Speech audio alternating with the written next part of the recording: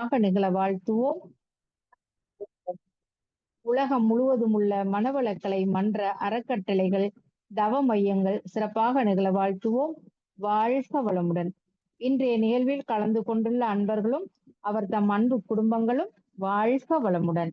வாழ்க வையகம், வாழ்க வையகம், வாழ்க வளமுடன். இரண்டொழுக்க பண்பாடு.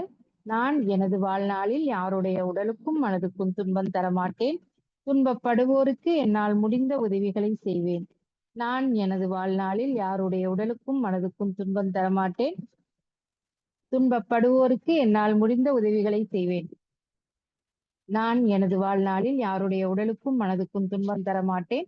துன்பப்படுவோருக்கு என்னால் முடிந்த உதவிகளை செய்வேன்.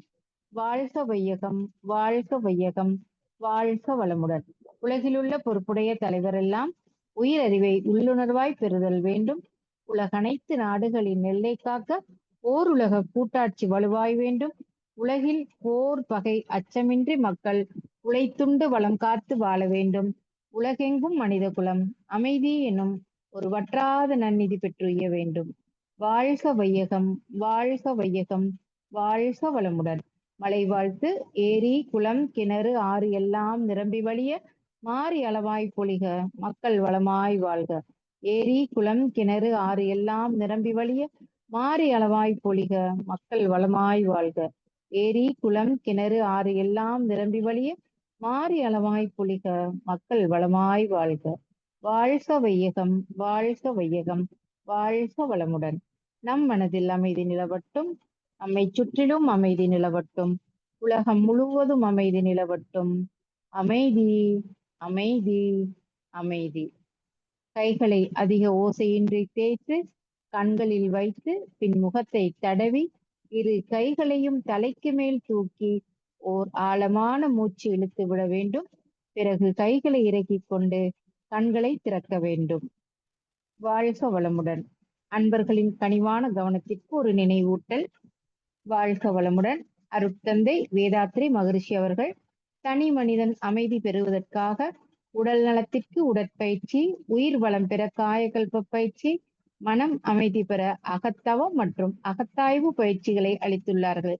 இத்தகைய சிறப்பான மனவளக்கலை எனும் வாழ்க்கை கல்வியை உலக சமுதாய சேவா சங்கம் கை யோகா இணைய வழியே 12 நாட்கள் அடிப்படை பயிற்சியாகவும் அதனை தொடர்ந்து 4 மாதங்கள் சான்றிதழ் கல்வியாகவும் நம் இல்லம் தேடி வந்து அளித்து வருகிறது. இந்த சிறப்பான செய்தியினை நமது உறவுகளிடமும் நட்புகளிடமும் பகிர்ந்து அனைவரும் உடல் நலத்துடன் ஆரோக்கியமாக அமைதியாக வாழ நம்மால் ஆன சிறு உதவியினை செய்வோம். மகரிஷியின் கனவாம் உலக அமைதிக்கு நம்மால் என்ற சிறு தொண்டினை செய்து குருவின் கனவினை நனவாக்குவோம். மேலும் விவரங்களுக்கு குண்டலினி யோகா .edu.in இணையதளத்திற்கு செல்லவும். வாழ்க வளமுடன். தவத்தினை தொடர்ந்து தேவைகள் 3 என்ற தலைப்பிலே சிந்தனை விருந்து வழங்க பேராசிரியர் அருள்நிதி ரோஜா பாபு அம்மா அவர்களை அன்புடன் அழைத்து அமர்கிறோம். வாழ்க வளமுடன் அம்மா. வாழ்க வளமுடன் அம்மா. கேக்குதுங்களாமா? கேக்குதுமா. வாழ்க வளமுடன். வாழ்க வையகம், வாழ்க வையகம், வாழ்க வளமுடன். இன்று மிக சிறப்பான ஒரு துரிய தவத்தை வழிநடத்தி கொடுத்த பேராசிரியர் அருள்நிதி ராஜேஸ்வரி குமார் அம்மா அவர்களை நாம் அனைவரும் தவநிலையில் நின்று வாழ்த்தி மகிழ்வோம். பேராசிரியர் அருள்நிதி ராஜேஸ்வரி குமார் அம்மா அவர்கள் வாழ்க வளமுடன். அம்மா அவர்களின் அன்பு குடும்பம் வாழ்க வளமுடன். அருட்பேராற்றல் கருணையினால் உடல் நலம், நீலாயுள், நிறை செல்வம், உயர் புகழ், மெய் ஞானம் ஓங்கி வாழ்க வளமுடன், வாழ்க வளமுடன், வாழ்க வளமுடன். வாழ்க வையகம், வாழ்க வையகம், வாழ்க வளமுடன். அனைவருக்கும் மாலை வணக்கங்களும் வாழ்க வளமுடன் என்ற வாழ்த்துக்களும் கூறி குரு வணக்கம். தந்தை தாய் ஈருயிரும் ஒன்று சேர்த்து தழைத்ததொரு உடலாகி உலகில் வந்தேன். அந்த ஈருயிர் வினைகள் அறமோ மற்றோ அளித்த பதிவுகளெல்லாம் என் சொத்தாச்சு. இந்த அரும் பிறவியில் முன்வினை அறுத்து எல்லையில்லா மெய்ப்பொருளை அடைவதற்கு வந்த ஒரு உதவி குரு உயிரின் சேர்க்கை. வணங்கி குரு திருவடியை வாழ்த்தி மகிழ்வோம். வாழ்க வளமுடன். இன்றைய தலைப்பு தேவைகள் 3. வாழ்க்கையை விலக்கி கொண்டு வாழ்க்கையின் காரணத்தையும் நோக்கத்தையும் உணர்ந்து கொண்டு வாழ்க்கை நடத்தினால் அது வெள்ளத்தில் படகு விடுவதை போல இருக்குமா?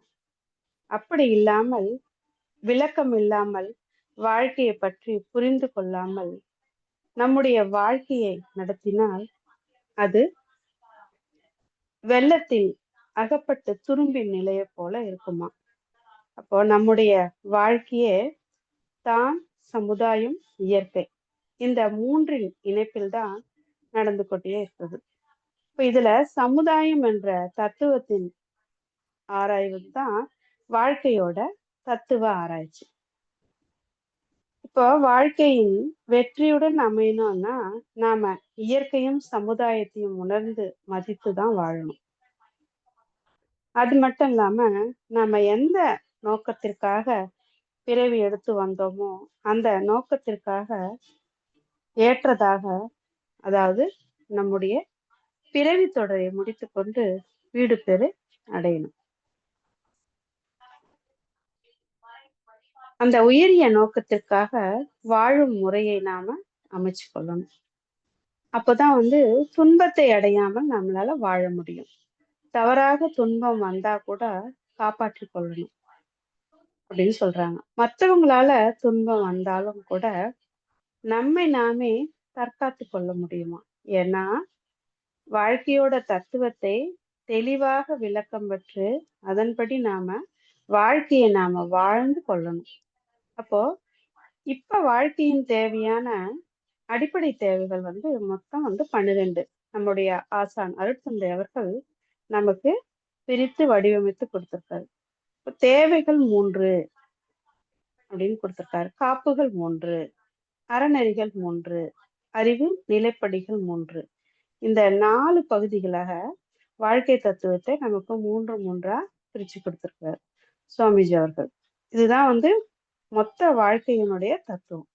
இதுல முதலாவதாக தேவைகள் 3 என்பதை நாம இன்னைக்கு பார்ப்போம்.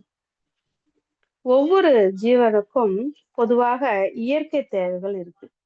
மனிதனுக்கு மட்டும் இல்ல, எல்லா ஜீவனுக்குமே அடிப்படையான தேவைகள் இருக்கு. அதுதான் பசி, தாகம். அப்ப அதனால வரக்கூடிய துன்பங்கள், அதையொட்டி ஏற்படுகின்ற தேவைகள். 2வது வெப்பத்தட்ப மாறுதல், அதனால ஏற்படக்கூடிய தேவைகள். 3வதா உடல் கழிவுகள், அதாவது உந்து வேகம், அதனால ஏற்படக்கூடிய தேவைகள். இந்த 3 தேவைகளும் நம்ம அடிப்படையா புரிஞ்சுக்கணும். நம்ம ஒண்ணு பசித்தாகும், அதனால ஏற்படக்கூடிய தேவை. இன்னொன்னு வெப்பத்தட்ப மாறுதலால ஏற்படக்கூடிய தேவை. 3வதா உடல் கழிவால் ஏற்படக்கூடிய தேவை. இப்போ பசி தாகம் வரக்கூடிய தேவைகள் என்னன்னா, அப்படின்னா நம்முடைய உடல் இயக்கத்தின் மூலமாக, மன இயக்கம் மூலமாகவும் நமக்கு உயிராற்றல் ஆனது செலவாகிட்டே இருக்கு. அப்போ உடலில உயிராற்றல் பற்றாக்குறை ஏற்படுது. இதுதான் நம்ம பசியாக உணர்றோம். பசி குடல்ல தான் ஏற்படுவதாக அப்படி நாம நினைக்கிறோம். அது இல்லை, அது தவறுன்றாங்க. நாம உடலில் சக்தி இழப்பின் காரணமாக தான் பசி உடல் முழுவதும் ஏற்படுது. அதற்கு நாம அளிக்கிற அந்த உணவின் செரிமானம் மட்டும்தான் நம்ம குடல்ல நடக்குது. இப்ப இந்த பசி துன்பத்தை போக்க நமக்கு என்ன வேணும்? சாப்பாடு, அதாவது உணவு நமக்கு தேவையா இருக்குது. அடுத்தது தாகத்திற்கு நமக்கு நீர் தேவைப்படுது. அப்போ பசி தாகம் என்ற காரணத்தை நாம உணவையும் நீரையும் செஞ்சுக்கலாம். அதாவது எது தேவை? தேவைகள் வேற, ஆசைகள் வேற. இப்போ ஒரு உதாரணத்துக்கு பசிக்குதுன்னா என்ன தேவை? உணவு தேவை. இட்லி தேவையான கிடையாது, பிரியாணி தேவையான கிடையாது. இட்லி வேணும், பிரியாணி வேணும் அப்படின்னா அது ஆசை. பசிக்குதுன்னா பழம் சாப்பிட்டாலும் பசி அடங்கும், இட்லி சாப்பிட்டாலும் பசி அடங்கும். அதாவது ஜூஸ் குடிச்சிட்டு இல்ல ஒரு டம்ளர் கூழ் குடிச்சா கூட பசி அடங்கும். ஆனா பசிக்கு இட்லி தான் வேணும், இட்லிக்கு இந்த சட்னி தான் வேணும், குருமா தான் வேணும் அப்படின்ற ஆசை அது தேவையில்லை. இப்போ மகாத்மா காந்தி ஒரு வார்த்தை சொல்லியிருக்காரு. அவர் சொன்ன வார்த்தை எப்படின்னா, அந்த உலகத்துல வாழக்கூடிய மனிதர்கள் எல்லாருமே எல்லா தேவைகளையும் பூர்த்தி செய்வதற்கு நிறையவே இந்த உலகத்துல பொருள்கள் இருக்கு. ஆனா ஒரே ஒரு மனிதனுடைய ஆசைய நிறைவு செய்ய இந்த உலகத்துல ஒரு பொருள் கூட கிடையாதாம். ஒருத்தருடைய ஆசைய. அப்போ தேவைக்கும் ஆசைக்கும் என்ன வித்தியாசம்னு பாருங்களேன். உலகத்தில் பிறந்த எல்லா ஜீவராசிக்கும் தேவையை பூர்த்தி செய்வதற்காக இந்த உண்டான இடம், பொருள், காலம் எல்லாமே சந்தர்ப்ப சூழ்நிலை இருக்கு. ஆனா ஒரே ஒரு மனிதனுடைய ஆசையை பூர்த்தி செய்வதற்கு இந்த உலகத்துல பொருளே கிடையாதாம். இப்ப இந்த மாதிரியான ஒரு எண்ணம் தான் ஆசை. ஏன்னா எவ்வளவு கொடுத்தாலும் அடங்காது. அது வேணும், இது வேணும், இன்னும் வேணும் அப்படின்னு நம்ம சொல்லிக்கிட்டே இருக்கோம். இப்ப இந்த பசி தாகம் எப்படி ஏற்படுதுன்னு அப்படின்றத நம்ம முதல்ல பார்த்தோம். இப்ப நம்ம உடம்புல எனர்ஜின்னு நம்ம சொல்றோம். அதுதான் ஜீவகாந்தம்னு சொல்றோம். நம்ம உடம்புல எனர்ஜி இருக்குன்னு தெரியும். ஒருத்தர் எதிர்க்க போனாருன்னா பாருங்க, அவருக்கு நிறைய எனர்ஜி இருக்கு, அப்பா ஏகப்பட்ட எனர்ஜி இருக்குன்னு சொல்றோம். அப்புறம் உடம்புல சக்தியே இல்லை, அதாவது எனர்ஜியே இல்லைன்னு சொல்றோம். ஆனா ஏதோ ஒரு ஆற்றல் நம்மள இயக்கிக்கிட்டே இருக்கு அப்படின்னு சொல்றோம். அந்த ஆற்றல் தான் சுவாமிஜி என்ன சொல்றாங்கன்னா ஜீவகாந்த சக்தின்னு சொல்றாங்க. அந்த ஜீவகாந்த சக்தி வரவுதான் நமக்கு எதன் மூலியமா கிடைக்குது? உணவின் மூலமாக, நீரின் மூலமாக, காற்றின் மூலமாக, கோள்களின் மூலமாக, பூமியின் கதிரியக்கத்தின் மூலமாக நமக்கு ஒரு சக்தி கிடைக்குது இல்லைங்களா? இப்போ ரெண்டாவதாக வெப்பத்தட்ப மாறுபாடு, ஏற்றத்தாழ்வு, அதால வர துன்பங்கள். நம்ம உடம்புல ஒரு குறிப்பிட்ட அளவுல சூடு இருக்குது. அப்போ அந்த உடலை சுற்றியுள்ள அந்த சூழ்நிலையால, வெப்பத்தினால கூடுதலாவோ குறைவாவோ இருக்கிற போது அந்த மாறுதல் நம் உடலையும் உடல் இயக்கத்தையும் பாதிக்குது. இப்போ விஞ்ஞானமா பார்த்தோன்னு வச்சுங்களேன், அந்த உடலை பத்தி, உடலின் சக்தி குறைஞ்சா ரத்தத்தில் உள்ள சர்க்கரை அளவும் குறைதான். அப்புறம் மூளை, மூளை உணர்ந்து நமக்கு பசி என்ற உணர்வையும் தருதான். அதாவது உணவை பத்தி நான் சொல்றேன். பசி வந்த போது உணவு எடுத்துக்கொள்வது உடலுக்கு தேவையான ஆற்றலை புதுப்பிக்குது. அப்ப பசி இல்லாமல் சாப்பிடுறதுனால செரிமானத்தை பாதிக்குது. தாகம் உடல்ல ஒரு நீர் அளவு குறையும் போது மூளை என்ன சொல்லுமா, தாகம் என்ற சிக்னலை அனுப்புதான். தாகம் வரும்போது தண்ணீர் கொடுத்தா உடலுடைய வெப்பநிலையை சீராக்குது. அப்ப ரத்த ஓட்டத்தை எளிதாக்குது. தாகம் தணியாமல் விட்டால் உடல் வெப்பம் அதிகரிக்குதாம். பசி இல்லாமல் சாப்பிடுறது அதற்கு மாறாக வேலை அதிகமாக இருக்குது, மனம் சரியில்லாம போனாலும், உணவை சாப்பிடாம சரியா சாப்பிடாம இருந்தாலும் இந்த ரெண்டுமே இந்த இயற்கை ஒழுங்க மீறுவதாக சொல்றாங்க. இத உணர செய்வதற்காக இயற்கை நமக்கு பசி, தாகம் இந்த ரெண்டு உள்ளார்ந்த அறிவிப்புகளை நமக்கு உணர்த்துது. அருட்தந்தை அவர்கள் இதனை வாழ்க்கையின் முதல் தேவையாக விளக்கி அதுல ஆழ்ந்த தத்துவ உண்மையை வெளிப்படுத்திக்கிறாருன்னு சொல்றாரு சுவாமிஜி. அப்ப இந்த வெப்பத்தட்ப துன்பங்களை பத்தி இப்ப பேசுவோம். வெப்பத்தட்ப ஏற்றத்தாழ்வா வர துன்பங்கள் நம்ம உடம்புல ஒரு குறிப்பிட்ட அளவுல சூடு இருக்குது. அப்ப இந்த உடலை சுற்றியுள்ள சூழ்நிலையால, வெப்பத்தினால கூடுதலாவோ குறையாவோ இருக்கிற போது அந்த மாறுதல் நம்ம உடலையும் உடல் இயக்கத்தையும் பாதிக்குது. இப்ப நமக்கு ஒரு துன்பம் வருதுன்னு வச்சுக்கோங்களேன். அப்படின்னா நம்ம இப்ப என்ன செய்யணும்னா, இப்ப மழையில, பனியில, வெயிலையோ இந்த மாதிரியான காலங்கள்ல நம்ம வெப்பத்தட்ப ஏற்றத்தாழ்வுகள்ல வரக்கூடிய துன்பங்கள் கூட நம்முடைய உடலுக்கு உண்டாகுது. அதுக்கு நாம என்ன செய்யணும்னா, நாம நம்ம உடுத்துற உடை காட்டனா இருக்கணும். அதுக்கு ரொம்ப பணிஞ்சு இருக்கிற மாதிரி உடல் சூட்டை தணிக்கிற மாதிரி நாம அந்த கோட்டு சூட் எல்லாம் போட்டு, ஒரு நைலக்ஸ் ட்ரெஸ் எல்லாம் போட்டு, அதெல்லாம் இந்த நேரத்துக்கு நம்ம குளிர்காலத்துக்குலாம் நம்ம போடலாம். அதே இந்த வெயில் காலத்துக்குலாம் அது போட முடியாது. அதே மாதிரி நம்ம உடுத்துற உடை, வீடு இந்த மாதிரியான பொருள்களை கொண்டுதான் நம்ம வெப்பத்தட்ப ஏற்றத்தாழ்வுல இருந்து நாம தப்பிப்பதற்கான சாதனங்களை நாம பயன்படுத்தி நாம தற்காத்து கொள்ளணும். அப்புறம் வெப்பத்தட்ப ஏற்றத்தாழ்வுகளை நாம சமன் செய்வதற்கு நாம என்ன செய்யணும்னா, ஒரு நல்ல ஆடை, ஏற்கனவே சொன்னீங்களா அதே மாதிரி வீடு தேவையானவைகளை கொண்டு தற்காத்து கொள்ளணும். இதுதான் அந்த வெப்பத்தட்பத்துக்கு நம்ம அதுக்கேற்ற மாதிரி நம்ம ஒரு உடைகளை உடுத்திக்கிட்டோம். வீடும் நம்ம ஒரு ஓட்டு வீடோ இல்ல தளம் போட்ட வீடோ இந்த மாதிரி சிமெண்ட் ஷீட்லயோ இருந்தா நம்மளுடைய உடல் சூடு இன்னும் அதிகமாக ஆகும். அதனால அதுக்கேத்த மாதிரி நம்ம பாதுகாத்துக்கணும். நம்ம உடலையும் பாதுகாக்கணும். இருக்கிற இருப்பிடமும் நம்ம அதுக்கேத்த மாதிரி தேர்ந்தெடுத்துக்கணும். மூணாவதா உடல் கழிவு பொருட்களே உந்துவேகத்திற்கான தேவைகள். அப்போ உடல் கழிவு பொருள் உந்துவேகம் என்றால் நாம உடல்ல ஒரு இயக்கம் நடக்கும்போது அப்பப்போ சில கழிவுகள் வெளியேறிக்கிட்டே இருக்கும். சில கழிவுகள் தோன்றிக்கொண்டும் இருக்கும். அப்போ உடம்பெல்லாம் அதுவே தோன்றும். அப்படி வெளியேறி கொண்டிருக்கும் அந்த கழிவுகள் உடல் துன்பமாக நமக்கு உணர்வோம். இதை நாம போக்கிக் கொள்வதற்காக சில வசதிகள் நமக்கு தேவைப்படுது. அதாவது இப்ப நம்ம அர்ஜென்ட்டா நம்ம யூரின் போகணும்னா அந்த உடலுடைய உந்து வேகம் அதை நாம சரியான நேரத்தில் அந்த கழிவை போக்கிட்டா அந்த துன்பத்திலிருந்து நாம விடுபடலாம். இப்ப நம்ம வெளியில போறோம், போக முடியாத ஒரு சூழ்நிலை, யூரின் போக முடியாத சூழ்நிலை, அந்த இடத்துல நம்மளால போக முடியல, அதோட துன்பம் நம்ம ரொம்ப அதிகமா இருக்கும். ஒண்ணு வயிற்று வலிக்கும், இல்ல தலை வலிக்கும், அது ஒண்ணுமே செய்ய முடியாத நிலைமைக்கு நம்ம இருப்போம். அப்ப அந்த துன்பத்தை நாம போக்கிடணும். அதுக்கு எந்த இடம் தகுந்த இடமா பார்த்து நம்ம நம்மளுடைய உடல் கழிவுகள் வெளியேற்றிட்டா நம்ம அந்த துன்பத்திலிருந்து நம்ம இன்பம் அடையலாம். சுவாமிஜி இன்னொரு கழிவையும் சொல்றாரு. இன்னொரு கழிவையும் நீக்கிடலாம் அப்படின்னு சொல்றாரு. காலத்தால் இந்த கழிவை நீக்கிடணும். அதுதான் விந்துநாத சக்தி. உடலுக்கு தேவைக்கும் மீறி அதிகமாக இருக்கக்கூடிய இந்த திரவமானது அது அதிகமாக மூலாதாரத்துல தேங்கும் போது அது வெளியேறுவதற்கான வேகத்தை காட்டும். அப்போ வெளியேறும் விதத்தை முறையாக கழிக்கணும். இப்போ ரொம்ப இந்த நாட்டுல பெண்களுக்கு அநியாயம் ரொம்ப நடந்துகிட்டு இருக்கு.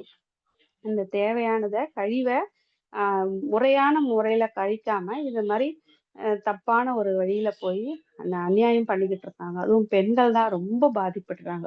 அதுதான் இப்ப இந்த ஒரு சமுதாயத்துல ஒரு ஆணுக்கும் பெண்ணுக்கும் ஒரு இல்லறத்துல ஒரு ஆண் பெண் நட்போட அதை தனித்து சமன் செய்யக்கூடிய ஒரு நிலை நமக்கு இருக்கு.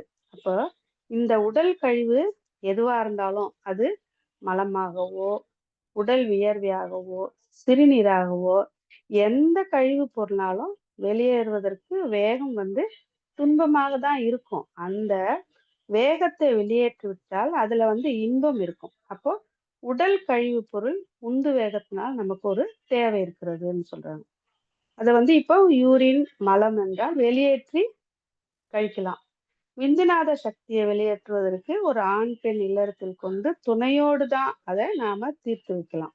அப்போ பசி தாகத்தின் காரணமான தேவைகள், வெப்பத்தட்ப ஏற்றத்தினால தேவைகள், உடல் கழிவின் உந்து வேகத்தின் காரணமாக இருக்கக்கூடிய தேவைகள், இந்த மூணுமே நமக்கு அடிப்படை தேவைகள் தான். மனிதன் இன்னைக்கு விண்வெளிக்கு பறக்குறான்.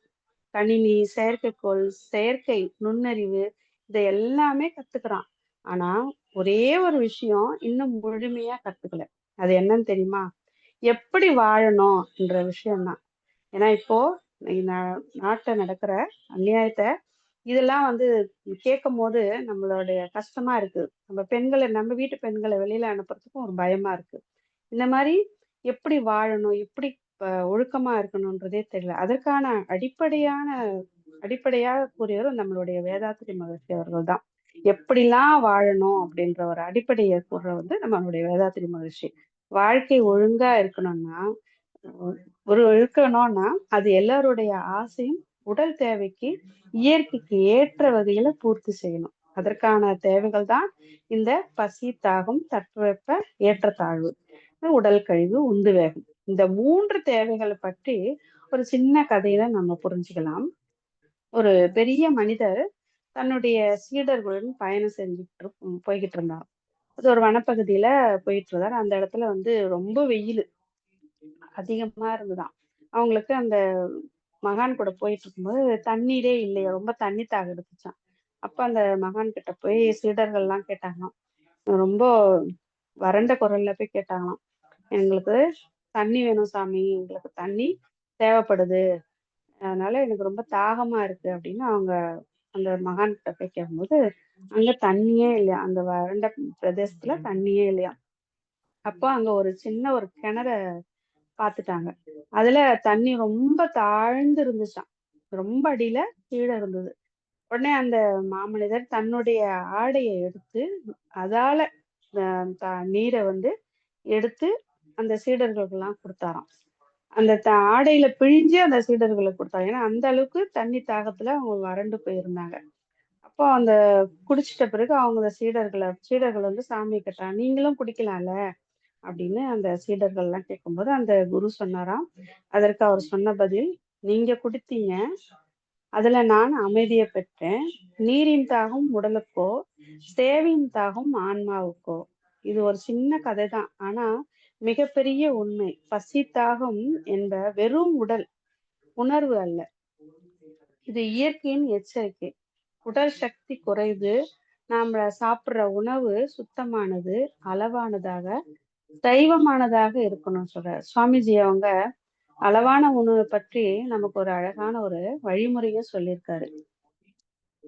அது என்னன்னா, வயிறு வந்து 3 பாகம். ஒன்று உணவுக்காக, ஒண்ணு தண்ணீருக்காக, ஒண்ணு காற்றுக்காக. அதாவது அளவுக்கு மிஞ்சிய உணவு உடலை சோர்வடைய செய்யும். நீர் என்பது உயிரினுடைய தாயாம். நீரை நாம எப்போது குடிக்கணும்? பசி வரும்போது அல்ல, உடல் தாகம் தெரிவிக்கும் போது. இது வந்து உயிரின் மொழியாம். உடலை கேட்டால் அது எப்போ தேவையோ அப்ப சொல்வது தெரியுமா? அப்போ பசி தாகம் பூர்த்தியாகாத மனிதன் எப்பவுமே ஆவேசமா இருப்பானாம். ஒரு குழந்தை பசியால் அழுது, அதே உணர்ச்சி தான் பெரியவர்களுக்கும் இருக்குமா. அந்த பசி அவங்களால தாங்க முடியாம. அதனாலதான் சுவாமிஜி அவர்கள் கூறுவது, உணவு உண்ணும் போது இந்த உணவை எனக்கு அளித்த இறைவனுக்கு நன்றி அப்படின்னு மனம் அமைதியாக இருந்து, தாகம் தீரும்போது நன்றியுடன் உணர்வுடன் இருக்கணுமா. அது உள் மனதை தூய்மையாக்கும் அப்படின்னு சொல்றாரு அருட்தந்தை. அதுக்கு அடுத்தது தட்பவெப்ப ஏற்றத்தாழ்வுகள், அந்த உடல் வெப்பத்துல ஏற்றத்தாழ்வுன்றத ஒரு கதை.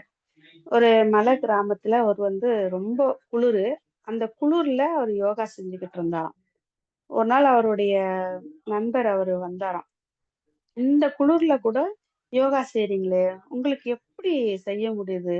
உடல் வந்து உங்களுக்கு குளிரா இல்லையா அப்படின்னு அவரு கேட்டதுக்கு இவர் வந்து சிரிச்சுக்கிட்டே சொன்னாராம், இயற்கையோட குளிர் என் உடலை தொடுது, ஆனா என் மனம் சூடாக இருக்குது.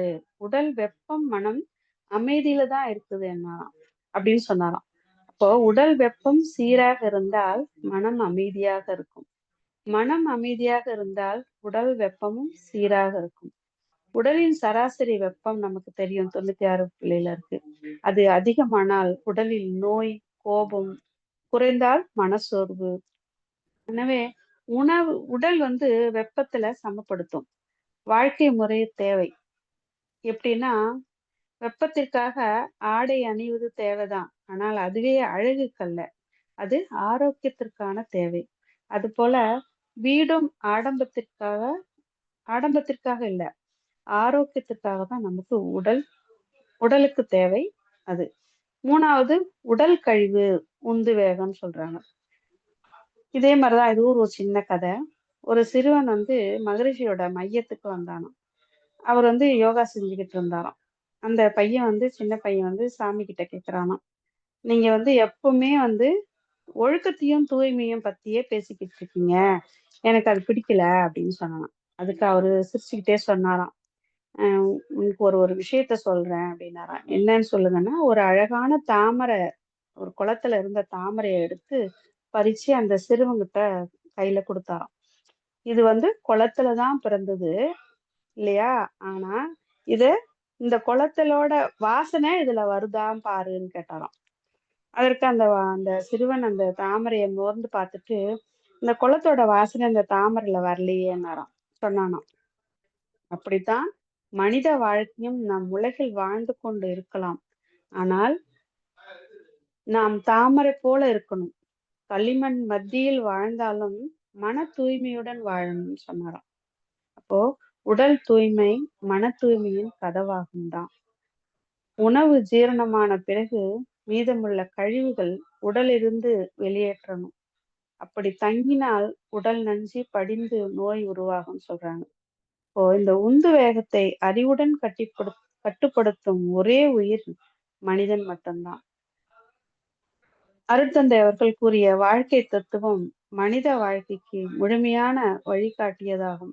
இயற்கை தேவைகளை உணர்ந்து ஒழுங்குபடுத்தி வாழும் வாழ்க்கையே உண்மையான அமைதியும் ஆனந்தத்தையும் தரும் என்று சொல்லி நிறைவு செய்து கொள்கிறேன். எனக்கு இந்த வாய்ப்பு கொடுத்த அனைத்து அன்பு நல்ல உள்ளங்களுக்கு நன்றி கூறி விடைபெற்றுக் கொள்கிறேன்.